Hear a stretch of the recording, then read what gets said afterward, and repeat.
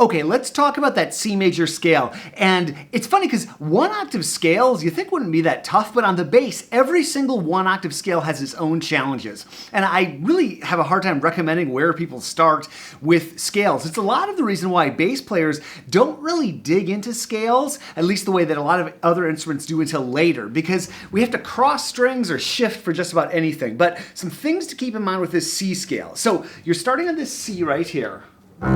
And you can hear it ring if it's really in tune. It has this nice big organ sound. You can also check and see if you can get that to ring. And if I go a little low, it gets a little distorted if I go a little too sharp. And you can hear that with the bow too.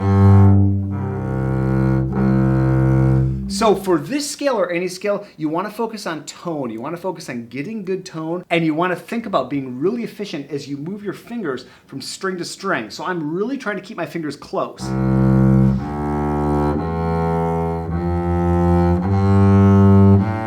now the challenge for this scale is that we have to shift somehow. So I usually recommend, and most bass players I talk to recommend this also, I recommend shifting early when you're going up, which looks like it's down, but we call it up. One of the many confusing things about the bass. So I'm on A, now I'm going to B, and I'm going with a lower numbered finger.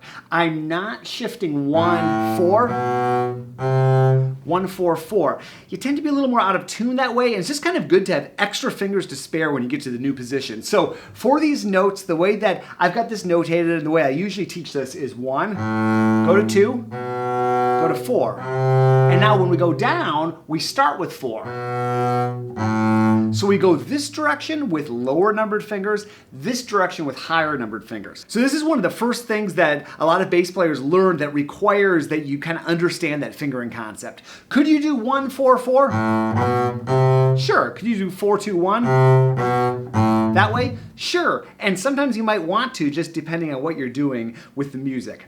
And the last thing is to just always be thinking about tone and be thinking about pulling a good sound. So you put the bow down and you're trying to get that string ringing nice and wide. I'm always trying to get a nice full sound at every note. I hope those tips were helpful, and we'll play that scale one more time just so you can get a sense of it.